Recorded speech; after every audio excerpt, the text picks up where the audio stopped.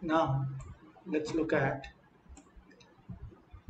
Srila Bhagavad Bhushan Prabhu's Gita Bhushana for the same text. Okay, this is how his commentary begins. Kathitah Purvashatkabhyam Arthat Jivadayotra Ye Swarupani Vishodhyante Tesham Shatkyanti Me Sputam.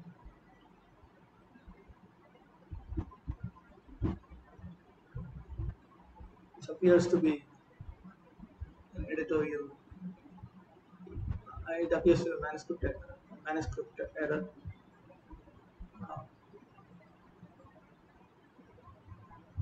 Anyway, first let me explain it the way it is presented here.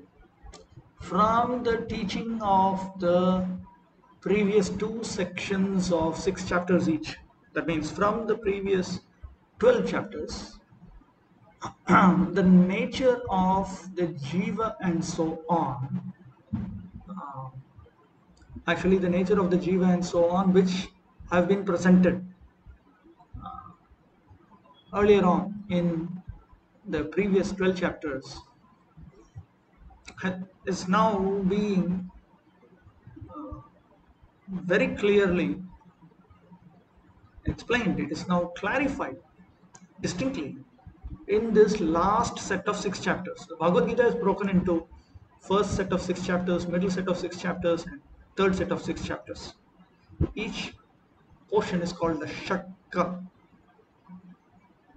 Bhaktau Purvopadishtaya Jnanam Dwaram Bhavatyatah Deha Jivesha Vijnanam Tadvaktavyam Trayodashe. Since bhakti has been previously described, instructed,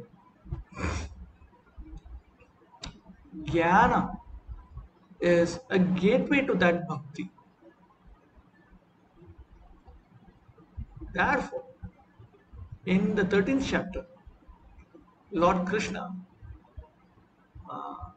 is about to talk about the distinct knowledge of the body, the jiva, the individual living entity, and Isha, the supreme controller.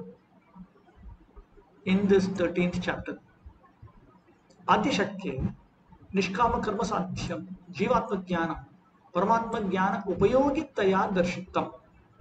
In the first 6 chapters, knowledge of the jivatma, which can be attained through nishkama karma. Nishkama karma is the same as nishkama karma yoga.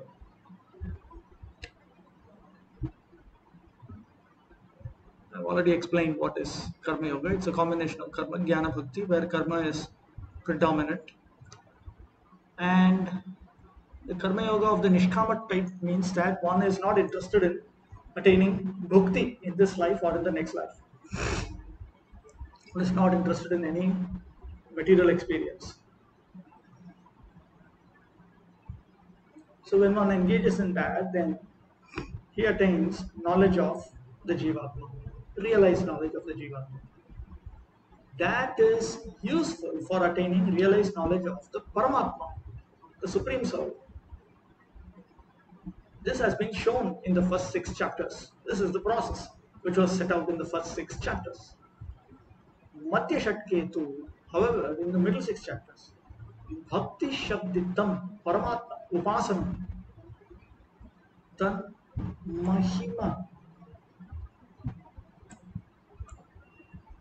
Nigada Purvakam Upadishtam. However, in the middle 6 chapters, worship of that Supreme Soul, which is referred to as Bhakti, has been presented after describing his glories, Supreme Lord's glories. Tacha Kevalam Tat Vashyata Karam Sat Tat Prapakam. That alone can bring about the Supreme Lord under one's under that bhakta's control and causes him to attain that Supreme Lord. Artadinam tu tam upasinanam artik vinashadi karam tad ekantik prasangena kevalam sat tat prapakam cha. See, this word kevala indicates that when one executes bhakti exclusively, when one executes kevala bhakti, then it brings the Supreme Lord under one's control and it causes one to attain that Supreme Lord. Kevala bhakti means one does not engage in anyabhilashita or adharmic activities. And one, in fact, not only is he internally detached from karma, he is also externally detached from karma. Externally also he does not engage in karma. Internally and externally he does not engage in jnana. He only engages in the activities of bhakti externally and internally. That is called kevala bhakti. Now, what about these arthas and other categories? Artho, arthartha, jigyasu. We know in Sri Baladev Vidyabhushan Prabhu's explanation of Bhagavad Gita, there are 5 types of people who engage in bhakti yoga. Artha, jigyasu, artharthi, jnani, and the moksharthi. We will see this in his explanation to the 7th chapter of Bhagavad Gita. The so-called jnani is actually a pure devotee. Jnani here has a sense of jnanavan, one who is in knowledge. Jnanavan mam prapadyate. In fact, he is a surrendered soul. He is in knowledge. The others are not in knowledge. He is in full knowledge of his relationship with the Supreme Lord. The others are not in full knowledge of their relationship with the Supreme Lord. The moksharthi, the one who is interested in mere liberation, is only interested in isolating himself from matter, impersonalistic liberation. Then there are artho jigyasu artharthi, people who are hankering for material prosperity or who are distressed with lack of material well-being and so on. The one who is curious about these, about how we can attain such material happiness and so on. Give jigyasu. For these people, that bhakti causes their distress to be destroyed and so on. When they engage in bhakti, when they worship the Supreme Personality of Godhead, that process of worshipping the Supreme Personality of Godhead known as bhakti destroys their distress and so on. In other words, it makes them peaceful. And in the association of those who are exclusive devotees of the Supreme Lord, that means those who are engaged in exclusive bhakti exclusively to please bhakti, to please the Supreme Personality of Godhead. Akama sarvakamo va mokshakamo udaradhi. We are aware of this. A person may be engaged in Kevala bhakti in order to fulfill various material desires through a Maharaj or to attain freedom from distress, Gajendra, and so on. But in the association of those who are Krishnaikanti, those who are engaged in bhakti, Bhagavad bhakti, exclusively to please the Lord. In other words, they are not Sarvakama or Mokshakama, they are Akama. They are Akama Kevala Bhaktas. They are engaged in bhakti only externally, and internally they have only one desire, to please Krishna, to attain love of Krishna and to please Krishna. So in the association of such persons, these Artha, Jigyasu, Arthatvi, Moksharthi, all of them they will upgrade their bhakti to the Kevala bhakti type, and then they can attain the Lord. Yogena jnanena cha upasrishtam to Aishwarya pradhana tad rupa upalambhakam mochakam cha ityukta. When that bhakti is tinged with yoga or jnana, yoga and jnana, then it causes one to attain the Supreme Lord in a form where his Aishwarya predominates and causes the person to become released from material existence. तथा अस्मिन् अन्त्यषट्के प्रकृति पुरुष तत् संयोग हेतुक जगत तत् ईश्वर स्वरूपाणि कर्म ज्ञान भक्ति स्वरूपाणि च विविच्यन्ते. So in this final 6 chapters, the natures of prakriti, purusha, the conditions also, the world which is caused by a combination of prakriti and purusha, matter and spirit, and the Supreme Lord who is the master of prakriti and purushas, as well as the natures of karma, jnana and bhakti are distinguished. They are clearly distinguished in this final 6 chapters.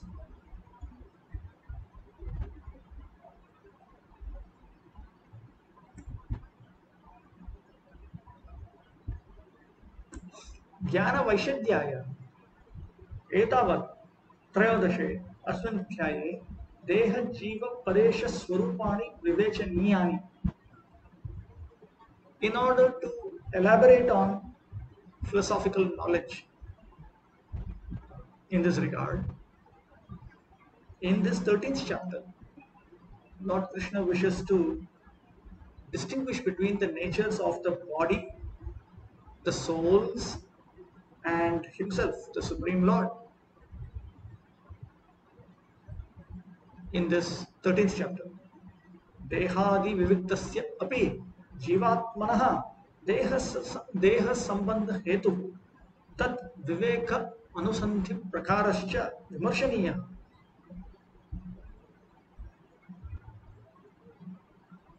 One needs to consider the cause for the Jivatma to become related to the body, even though it is distinct from the body and so on. And should also consider the procedures to distinguish between them, to discriminate between them, in order to perceive them separately. Tadidam arthajatam abhidatum bhagavan vacha. In order to describe all of these teachings, the Supreme Personality of Godhead says, idam shariram kaunteya kshetramityabhidiyate etadyo veti tatra etadveti etadveti yo tatrahu kshetragya iti tadvidaha etadyo veti tam prahu kshetragya iti tadvidaha.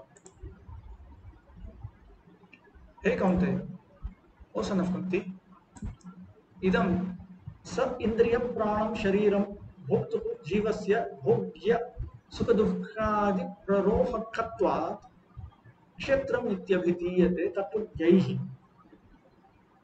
This body, including the senses and the life airs,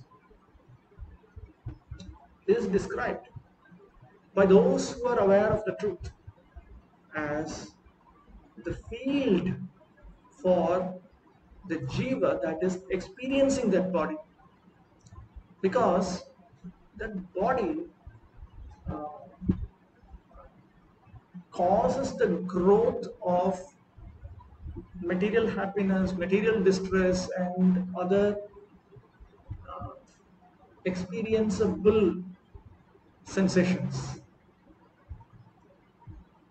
Etat shariram devah aham, manavah aham, stulaha aham, krishah aham, इति अज्ञैः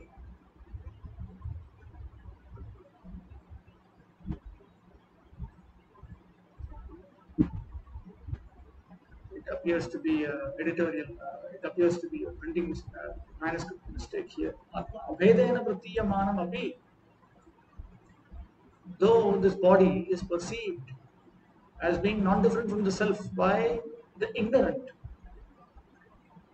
with the conceptions, I am a deva, I am a human, I am fat, I am thin, still api यह शय्यासनादिवत् आत्मनः भिन्नम् आत्मभोगं मोक्ष साधनं च वेत्ति तम वेद्यात् शरीरात् तत् वेदितृतया भिन्नं तद्विदः क्षेत्र क्षेत्रज्ञ स्वरूपज्ञाः क्षेत्रज्ञम् इति प्राहुः. Those who are aware of the nature of the field and the knower of the field, they describe he who is aware, who is aware that he is different from this body. He who is aware that his self, himself, he himself is different from this, which is usable like a bed, a seat, and so on. And who is aware that this body is the means for his enjoyment and liberation. So this person, he considers that as the experiencer, he is different from the body which is experienced. So those who are aware of this, referring to those who are aware of the nature of the field and the knower of the field, they describe this Jivatma as a Kshetragya, as the one who experiences the field. Bhoga moksha sadhanatvam sharirasya uktam Sri Bhagavate. Sri Bhagavata states that the body is the means for enjoyment and freedom from that enjoyment. Enjoyment, of course, means mixed enjoyment, not obviously full-fledged enjoyment. Adanti chaikam phlamasya ghritra ग्रामे चरा एकम अरण्यवासा हमसाय एकम बहुरूपमिज्यै मायामयं वेद सवेद वेदम. Let us trace this out in Srimad Bhagavatam. Adanti chaikam phalamsya. Let us trace this out.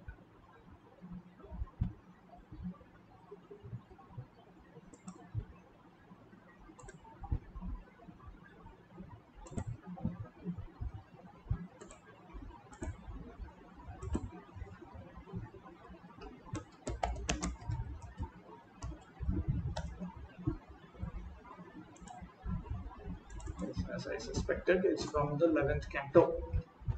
It's a cluster of two verses, 11th canto, Uddhava Gita. Lord Krishna is teaching Uddhava, 11.12.22 to 23. Let me read out both. द्वे अस्य बीजे शतमूलस्त्रिणालः पंचस्कंद पंचरसप्रसूति दशैकशाखोद्भिस्सुपर्णनीडः त्रिवल्कलोद्भिफलोर्कप्रविष्टः अदन्तिचैकं फलमस्य गृध्रा ग्रामे चरा एकम् अरण्यवासा हंसाय एकं बहुरूपमिज्यैर्मायामयं वेद सवेद वेदम्. This tree of material existence has two seeds, hundreds of roots, three lower trunks, and 5 upper trunks. It produces 5 flavors and has 11 branches and a nest made by 2 birds. The tree is covered by 3 types of bark, gives 2 fruits, and extends up to the sun. Those lusty after material enjoyment and dedicated to family life enjoy one of the tree's fruits, and swan-like men in the renounced order of life enjoy the other fruit. One, with the help of the bona fide spiritual masters, can understand this tree to be a manifestation of the potency of the one supreme truth, appearing in many forms, actually knows the meaning of of the Vedic literature. Okay, let me read out this purport. It is the essence of the commentaries of the predecessor acharyas on this verse. The two seeds of this tree are sinful and pious activities, and the hundreds of roots are the living entities, innumerable material desires which chain them to material existence. The three lower trunks represent the three modes of material nature, and the five upper trunks represent the five gross material elements. The tree produces five flavors: sound, form, touch, taste, and aroma, and has 11 branches. The five working senses, the five knowledge acquiring senses, and the mind. Two birds, namely the individual soul and the super soul, have made their nest in this tree, and the three types of bark are air, bile, and mucus, the constituent elements of the body. The two fruits of this tree are happiness and distress. Those who are busy trying to enjoy the company of beautiful women, money, and other luxurious aspects of illusion enjoy the fruit of unhappiness. One should remember that even in the heavenly planets there is anxiety and death. Those who have renounced material goals and taken to the path of spiritual enlightenment enjoy the fruit of happiness. One who takes the assistance of bona fide spiritual masters can understand that this elaborate tree is simply the manifestation of the external potency of the Supreme Personality of Godhead, who is ultimately one without a second. If one can see the Supreme Lord as the ultimate cause of everything, then his knowledge is perfect. Otherwise, if one is entangled in Vedic rituals or Vedic speculation without knowledge of the Supreme Lord, he has not achieved the perfection of life. Anyway, the point to note is that with this body, which is uh, an aspect of material existence relevant to a particular individual soul, and which is represented by a tree here, is considered the means for both material enjoyment and for those who are interested in renouncing. Of course, one should follow dharma. Dharmic bhukti or dharmic mukti cheshta, dharmic mukti cheshta. Dharmic endeavor for material enjoyment, dharmic endeavor for release from material enjoyment. For both of this, the body is important. Therefore, it is said, Sharira madhyam khalu dharma sadhanam. Indeed, the body is meant to be given the first priority because it is the means to engage in dharma. Both types of dharma, pravritti dharma and nivritti dharma. Whether one wants to enjoy in his next life by arranging for it, by engaging in pious activities in this life, by accumulating pious credits, or whether he wants to get released from material existence entirely, he needs to take care of the body. Shariratmavadi to kshetrajyah na. The one who advocates the equality of the body and the soul is not a knower of the field. Kshetragyattvena tat jnana abhava. Because he does not know that the body is actually a field of material experience for him. He does not have that knowledge, so how can he be referred to as a knower of the field when he is in ignorance? Now let's look at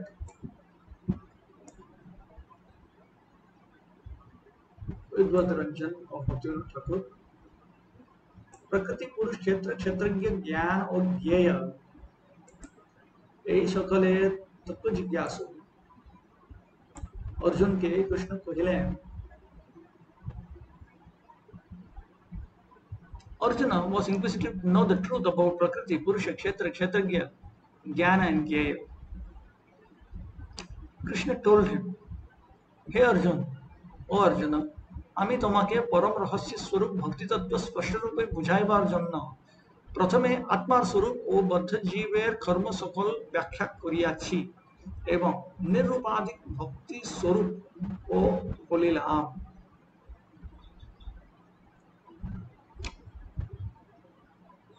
In order to make you clearly understand the nature of bhakti, which is most confidential, I first spoke about the nature of the self, the selves. There are many individual living entities. And I explained about the activities of the conditioned jivatmas. And I also spoke about the nature of bhakti, free from material designations. Tahate karma jnana bhakti रूप त्रिविध अभिधेय विचार समाप्त हो जाए. In that an analysis of the three uh, processes, three types of processes, karma, jnana and bhakti, has concluded. Samprati, now, Vigyan Vichardhara, ज्ञान और वैराग्य विशेष व्याख्या करिते छी. Now, through a scientific analysis, I am especially analyzing knowledge and renunciation. I'm explaining that. ताहा श्रवण करतः तोमार निरुपाधिक भक्ति तत्वे अधिकतर दार्ढ्य होइबे. By listening to this, you will become even more firmly fixed in the truth of bhakti free from material designations. আমি যখন ব্রহ্মাকে ভাগবত শাস্ত্রের মূল চতুশ্লোক বলিয়াছিলাম, when I spoke to Brahma the original 4 verses of the scripture Srimad Bhagavatam, तखनो ज्ञानम में परमगुह्यम यद विज्ञान समन्वितम सरहस्यम तदंगम च गृहाण गदितम मया. এই বাক্য দ্বারা জ্ঞান বিজ্ঞান রহস্য প্রয়োজন প্রেম ও তদঙ্গ অভিধেয় সাধন ভক্তি এই 4টি বিষয়ের উপদেশ দেয়. Now this needs some explanation. He's referring to a particular statement that Lord Krishna spoke to Brahma. Jnanam ne paramaguhyam yad vijnana samandvitam. Let's trace this out.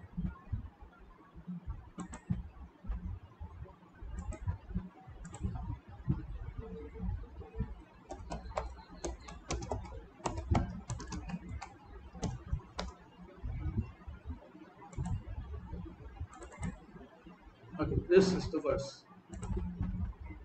This is 2.9.31. The personality of God is said. Knowledge about me as described in the scriptures is very confidential. It has to be realized in conjunction with devotional service. The necessary paraphernalia for that process is being explained by me. You may take it up carefully.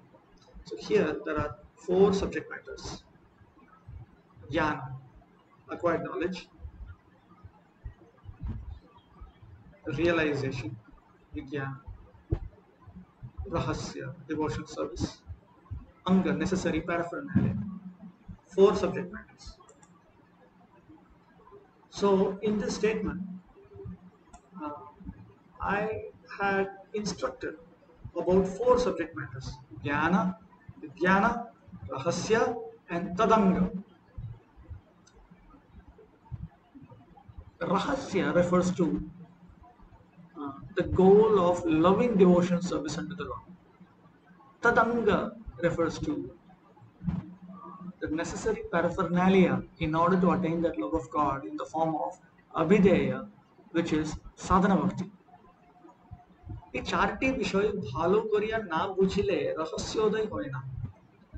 If one does not properly understand these 4 subject matters, then the confidential truth is not revealed.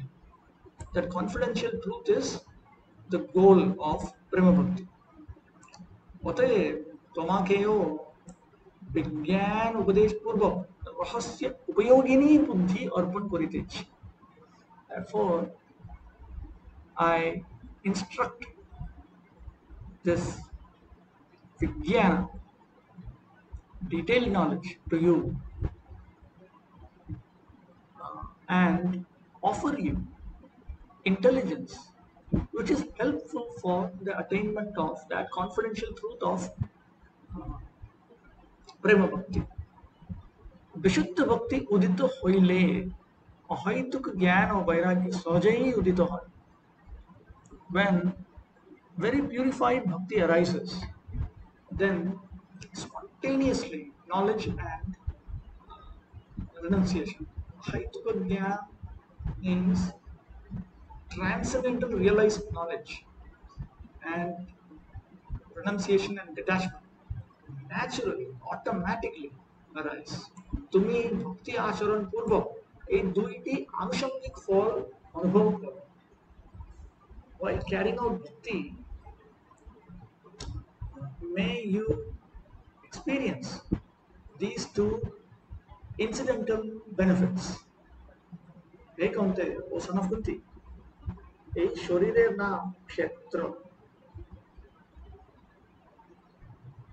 This body is called a field. যিনি এই ক্ষেত্রকে অবগত হন তিনি ক্ষেত্রজ্ঞ. The person who understands this body is a kshetrajya, is a knower of the body. Okay, now let's go back. Read Prabhupada's purport.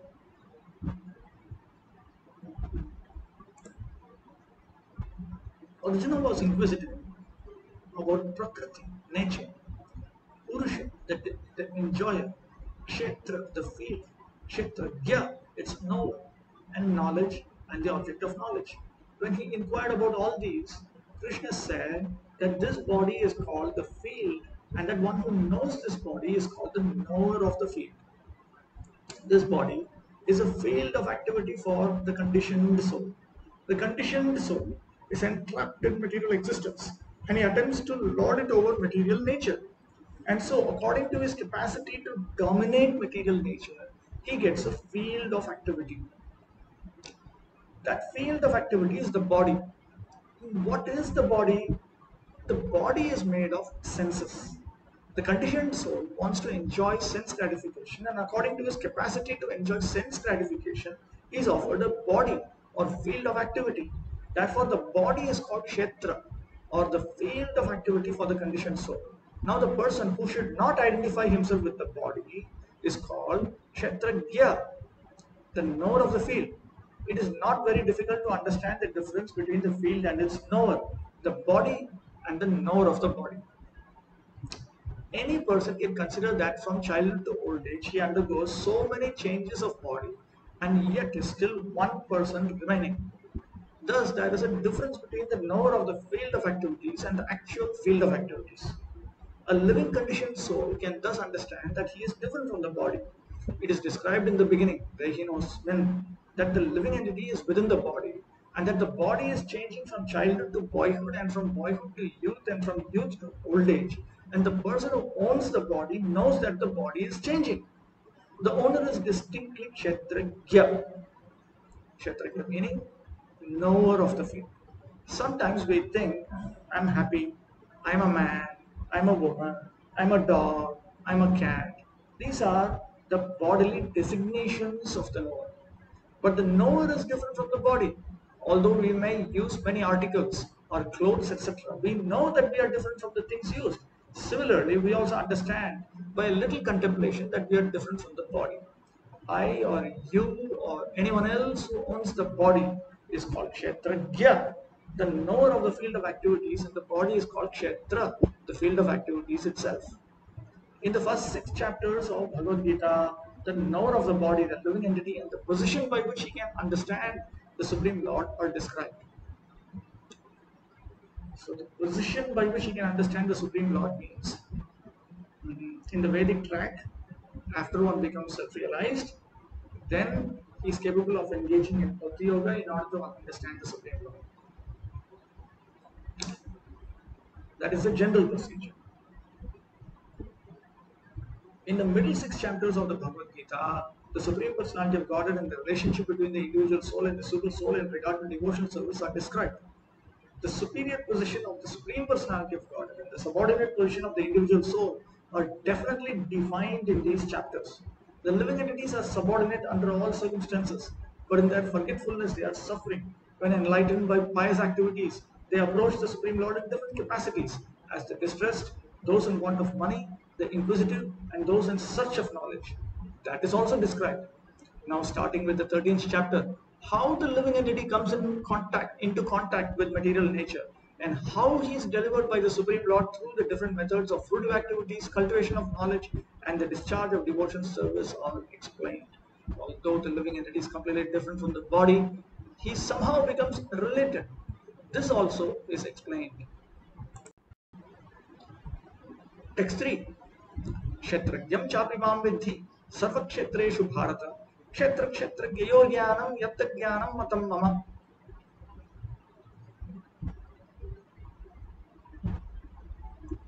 Know me also to be the knower of the field in all the fields, O son of Bharata. The knowledge of uh, the field of activities, the body, and the knower of the field, in my opinion, is what I call knowledge. A scion of Bharata, you should understand that I'm also the knower in all bodies, and to understand this body and its knower is called knowledge. That is my opinion.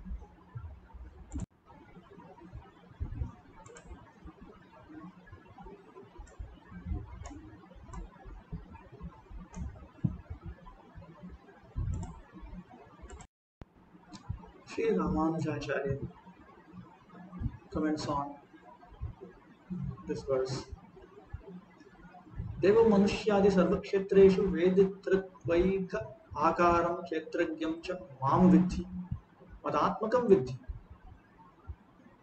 In all the fields, such as Deva, Manushya, human being, and so on, know this Kshatragya, knower of the field, who has the exclusive form of being an experiencer. Know him to be me. Know that I am his Atma. Kshetragyam cha api iti api shabdat kshetramapi mam vidhi iti uktam iti avagamyate. And it should be inferred that the word api, which means also, in this text, it implies that when Krishna says you should know that uh, the Kshetragya is also me,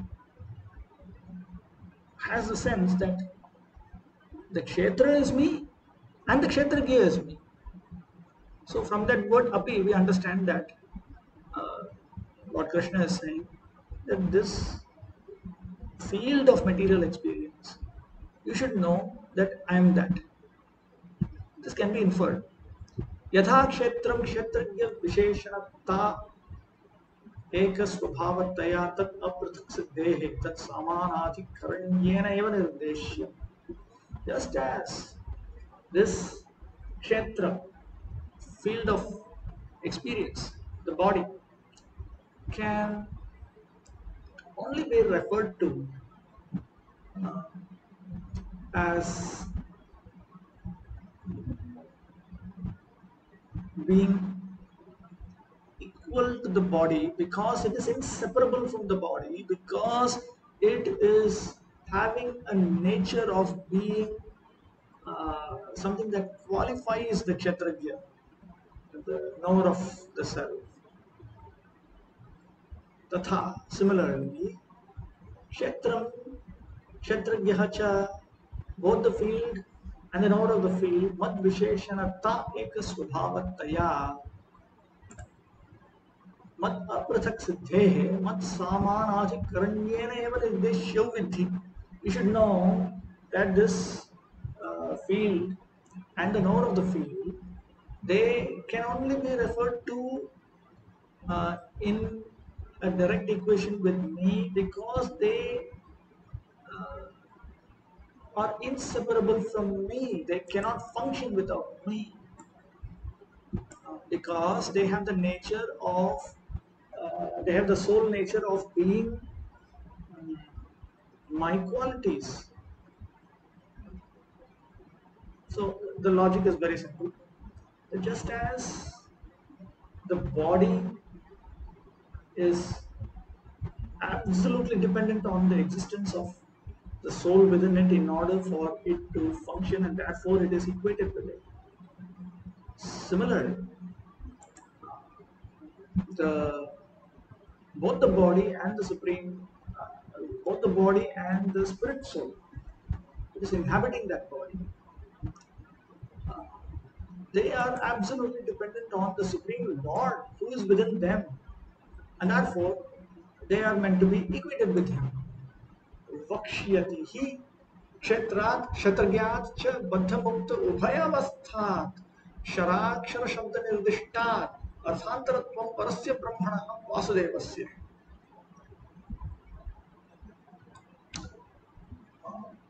He will certainly say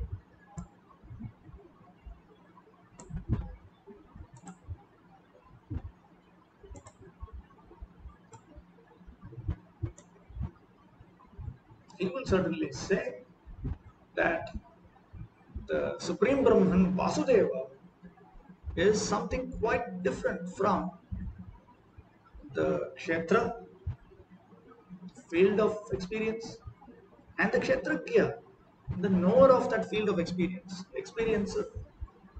of that field. In both the states, as being bound and as being liberated, and these two states being described as the fallible and the infallible. द्वाविमौ पुरुषौ लोके क्षरश्चाक्षर एव च क्षरः सर्वाणि भूतानि कूटस्थोऽक्षर उच्यते उत्तमः पुरुषस्त्वन्यः परमात्मेत्युदाहृतः यो लोकत्रयमाविश्य बिभर्त्यव्यय ईश्वरः यस्माक्षरमतीतोऽहम् अक्षरादपि चोत्तमः अतोऽस्मि लोके वेदे च कथितः पुरुषोत्तमः. This is chapter 15, texts 16, 17, 18.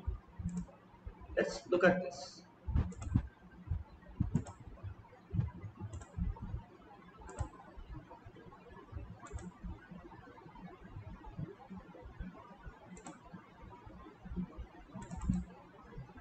There are two classes of beings, the fallible and the infallible. In the material world, every living entity is fallible, and in the spiritual world, every living entity is called infallible. There are these two living entities in the world, the fallible and the infallible. All living beings are fallible. The infallible is said to be in oneness. Besides these two, there is the greatest living personality, the Supreme Soul, the imperishable Lord Himself, who has entered the three worlds and is maintaining them. But another is thus another is said to be there, who is thus described as the best personality, as the Supreme Self. He is that one who, having entered into the three divisions of the universe, is maintaining them. He is the inexhaustible Lord. Because I am transcendental, beyond both the fallible and the infallible, and because I am the greatest, I am celebrated both in the world and in the Vedas as that Supreme Person. Because I am transcendental to the fallible and beyond the infallible also. Therefore, and the best, who is beyond the infallible also. Therefore, I am celebrated in the Vedic in the world and in the Vedic literature as the Supreme Personality, as Purushottam.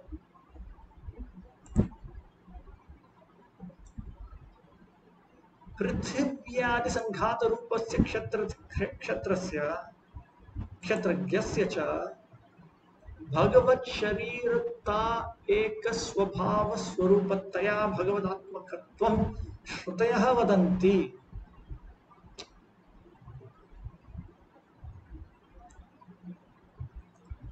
The Shrutis, they talk about the Kshetra, which is a conglomeration of earth and other gross elements and so on, as well as the knower of the field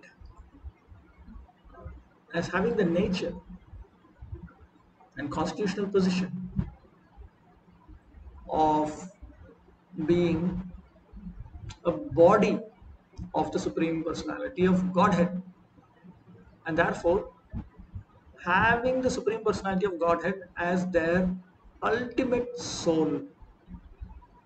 Now, this is a very frequently mentioned teaching of Sri Ramanujacharya. We'll quote now from the Upanishads. यः पृथिव्यां तिष्ठन् पृथिव्या अन्तरो यं पृथिवी न वेद यस्य पृथिवी शरीरं यः पृथ्वीमन्तरो यमयत्येष स आत्मान्तर्याम्यमृतः इत्यारभ्य यः आत्मनि तिष्ठन् आत्मनोऽन्तरो यमात्मा न वेद यस्यात्मा शरीरं यः आत्मानमन्तरो यमयति स आत्मान्तर्याम्यमृतः इत्याद्याः. This has been stated 21 times in the Brihadaranyaka Upanishad. I will show that.